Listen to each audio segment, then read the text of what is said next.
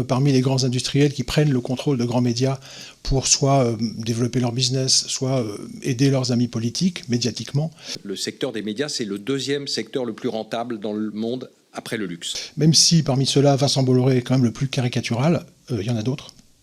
Je pense notamment à la façon, par exemple, dont depuis quelques mois, Patrick Drahi utilise ses chaînes i24 News ou BFM TV pour parfois relayer de manière un peu complaisante la propagande du gouvernement Netanyahou, qui actuellement tue des dizaines de civils palestiniens à Gaza. Ça peut aussi poser question. Je pense par exemple aussi à Bernard Arnault, qui a pris le contrôle du Parisien et des Échos, et qui, depuis plusieurs années, utilise un petit peu ses titres, soit pour protéger Emmanuel Macron, soit pour empêcher ses journaux d'enquêter sur son empire du luxe. Je peux vous parler un peu de ce que j'ai vu dans le système Canal+. L'affaire est un peu connue, on avait été alerté sur une banque Crédit Mutuel dont une des filiales à Monaco acceptait des valises de cash et encourageait ses clients les plus fortunés à faire de l'exil fiscal en Suisse. On me ressort indéfiniment une histoire d'il y a 10 ans du Crédit Mutuel, parce que le Crédit Mutuel me finance. Ça nous a paru intéressant, cette affaire nous a été proposée, Canal l'a acceptée, on lance l'enquête, on travaille plusieurs mois, on fait du contradictoire, comme d'habitude, et puis le sujet est terminé, il est bien, donc on l'annonce à toute la presse en disant que ça va faire trembler les banques. Et là-dessus, un mystérieux mail à l'intérieur de Canal+, fait par un mystérieux responsable de la programmation, indique que ce film doit être déprogrammé. On n'a aucune info, personne ne nous dit rien, on ne comprend pas pourquoi, on doit fournir en urgence un film de remplacement. Et on comprendra en fait au cours de l'été 2015 par un papier de Mediapart que le président du Crédit Mutuel, Michel Lucas, a appelé son ami Vincent Bolloré, qui l'aide à grimper au capital de Vivendi, qui l'aide financièrement, pour lui dire qu'il n'acceptait pas notre enquête. Et donc Vincent Bolloré a appelé Rodolphe Belmer pour lui signifier qu'il fallait régler ce problème. Maxime Saada, comme tous les gens que vous avez interviewés, et Maxime Saada, c'est la 3e fois qu'il passe, parce qu'il est passé déjà en dehors de la semaine dernière, il est passé il y a 2 ans, et il y a 5 ou 6 ans, il a toujours dit que c'est lui qui était en charge des programmes et que je lui avais rien demandé. Le 3 septembre 2015, Vincent Bolloré vient personnellement devant le comité d'entreprise de Canal+, et il va assumer cette censure du Crédit Mutuel dans les termes suivants. Je préfère vous le lire pour être précis. S'il y a dans cette maison des gens qui n'arrêtent pas de taper sur ses clients ou partenaires, elle n'en aura bientôt plus du tout. Attaquer la BNP, parce qu'ils nous avaient aussi censuré une enquête sur la BNP, LCL ou le propriétaire de l'immeuble serait une bêtise. Ça ne s'arrête pas là, puisque le 8 septembre 2015, Maxime Saada va faire déprogrammer un deuxième documentaire, Hollande-Sarkozy, guerre secrète. On s'était intéressé un peu au coup bas que s'envoyaient les deux présidentiables à l'époque. Et alors ça aussi, c'est déprogrammé brutalement, on ne comprend pas pourquoi. Et quand Le Monde le révèle, le 13 septembre, Maxime Saada le reprogramme en catastrophe et nous donne un ordre très important de dire « Vous ne devez plus jamais dire aux auteurs des reportages quand c'est que ça va passer ». C'est comme si vous disiez à quelqu'un qui vient de faire un livre, alors surtout, on ne vous préviendra pas du moment où ça va sortir. Pourquoi ils font ça? Parce que simplement, à partir du moment où on ne donne pas la date à l'auteur du film qui est à l'extérieur, il faut savoir que c'était des gens extérieurs qui réalisaient le documentaire, eh bien ils ne peuvent plus s'apercevoir qu'en fait leur film a été trappé puisqu'il n'y avait plus de date de programmation, donc on peut toujours leur dire pendant des années qu'il est sur une étagère et que bien sûr il va passer un jour. Moi je deviens le 9 octobre je suis nommé représentant syndical pour essayer un peu naïvement de défendre l'investigation et son éthique, etc., qu'on puisse continuer à travailler. Je rappelle que c'est des programmes qui plaisaient quand même beaucoup aux abonnés. Donc le 9 octobre, j'annonce à mon chef que je suis nommé représentant syndical. 2 heures plus tard, la direction, Maxime Saada, me fait adresser un courrier de convocation en vue d'un éventuel licenciement. Alors, c'est complètement illégal, parce que c'était lié à un mandat syndical qui avait été déclaré à 8h07 du matin, et le courrier part dans l'après-midi, donc j'avais un excellent dossier, des très bonnes notes à Canal+, depuis 20 ans, etc. Bon, il n'y avait rien dans le dossier. Là-dessus, mon téléphone portable sonne tout le week-end, et mon chef, un jour, finit par m'appeler, il me dit « Non, mais en fait, ce qu'ils veulent, c'est que tu partes, et ils vont te donner un chèque. » Alors je dis, oui, mais moi je veux pas un chèque, moi je veux juste être journaliste, faire du journalisme, normal, honnête. Et là mon chef me dit, non mais, un gros chèque. Un gros chèque. Alors je dis, un gros chèque ou pas gros chèque, peu importe, moi je veux faire du journalisme. Bon. Quelques mois plus tard, on essaye quand même désespérément de reproposer quelques enquêtes à la direction. Par exemple, on va en proposer 11, 7 vont être refusés, je vous donne les 7, c'est intéressant. Volkswagen, l'entreprise de tous les scandales. On voulait enquêter sur les logiciels anti-pollution truqués chez Volkswagen, sujet d'intérêt général de santé publique. Sujet refusé par la direction nommée par Vincent Bolloré. Le Monde selon YouTube. Sujet refusé par la direction nommée par Vincent Bolloré. Attentat de 2015, les dysfonctionnements des services de renseignement. Plus de 130 morts à Paris, sujet majeur, très important. Sujet refusé par la direction nommée par Vincent Bolloré. François Homeland, sur les guerres du président socialiste et leurs effets pervers.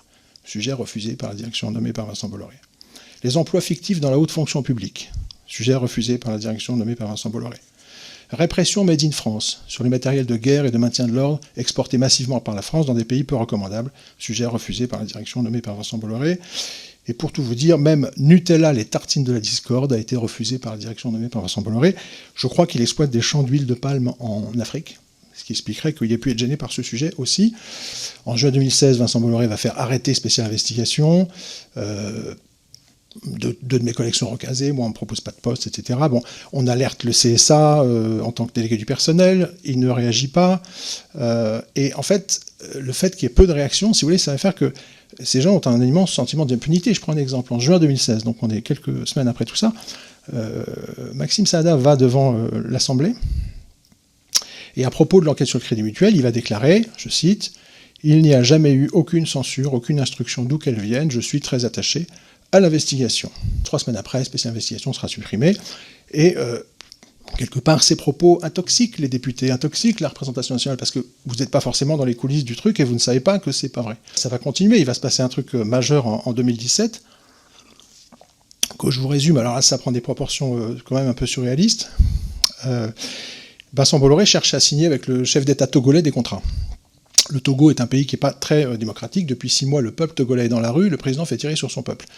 Toute la presse internationale en parle. On finit, l'effet papillon, émission de Canal+, finit par envoyer un reporter sur place faire un petit sujet sur cette situation dramatique au Togo. On découvrira qu'en fait, la direction de Canal a fait retirer le reportage des replays de la chaîne, en grande panique, on ne comprend pas très bien ce qui se passe, et on apprendra qu'en fait le président du Togo s'est plaint à Vincent Bolloré de ce reportage. Le reportage va être rediffusé par erreur ensuite par quelqu'un qui va ensuite immédiatement être licencié. Comme si ça ne suffisait pas, quelques semaines plus tard, la direction de Canal+, nommée par Vincent Bolloré, va faire fabriquer un publi-reportage pour le dictateur africain, qui vont diffuser en toute illégalité à 7h du matin sur les antennes de Canal, sans que ce soit marqué publi-reportage.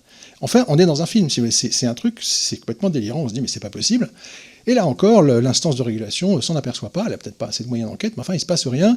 Il faudra qu'un média indépendant talentueux, Les Jours, repère ce publi-reportage pour un dictateur africain diffusé au cœur de Canal, pour s'en inquiéter, récupère la vidéo, exploit, pour qu'enfin le CSA se réveille et décide d'une sanction symbolique de Canal+. C'est Franck Cadoré, alors haut responsable de Canal, qui nous dit un jour au comité d'entreprise, à propos de cette affaire de Togo, il n'a peut-être pas plu au président du Togo, aller faire un reportage dans un pays où la pay TV est très régulée, et attaquer le président de la République n'est pas très adroit, tant pour le business que pour les salariés de Canal. Bon. Sous l'autorité de Vincent Bolloré, on est constamment entravé dans ce qu'on veut faire, parce qu'on découvre, mais après coup, qu'il a des amis, des intérêts, des affaires à signer, des contrats, etc. Donc, le pire, c'est que comme il gère ses médias en s'affranchissant des lois, et qu'il ne se passe à peu près rien en France, eh ben, il va plus loin. C'est-à-dire qu'il organise une omerta. Il organise le fait que tous les gens qui vont quitter le système dans lequel il s'est imposé vont se retrouver confrontés au problème de signer des clauses de silence. Des centaines de personnes en France, syndicalistes, humoristes, journalistes, vous ne le saurez pas parce qu'ils ne peuvent pas en parler, sinon la clause s'effondre. Ils ne peuvent pas le dire. Ils sont des centaines à avoir vu leurs paroles retenues, bâillonnées, par un système qui systématiquement fait signer ces clauses. Dans mon cas, c'était des clauses de silence à vie. Il n'y a pas de limite. C'est-à-dire que c'est jusqu'à votre mort, dans 25 ans, vous faites un tweet que Vincent Bolloré trouve maladroit, il met des huissiers devant chez vous pendant 10 ans, il faut rendre l'intégralité des fonds. Voilà comment ça se passe. Mépris des chartes déontologiques, mensonge devant le Parlement, corruption d'agents publics étrangers. Il a reconnu des affaires en Afrique où il avait aidé des potentats africains dans leur campagne pour décrocher des marchés portuaires. Diffusion récurrente de fake news, de séquences sexistes, racistes ou homophobes. Et finalement, le fait de contraindre des centaines de journalistes à se taire. Qu'est-ce que c'est ces pratiques, sinon un gigantesque bras d'honneur à l'éthique de l'information? Qu'est-ce qui fait, franchement, en France, que les pouvoirs publics laissent faire ça depuis 10 ans? Qu'est-ce qui fait que la représentation nationale se laisse mépriser à ce point par quelqu'un qui écrase les lois en totale impunité, ou quasiment en totale impunité? Les quelques sanctions du CSA n'ont pas eu d'effet. Qu'est-ce qui fait que vous ne faites pas respecter les lois dans ce pays?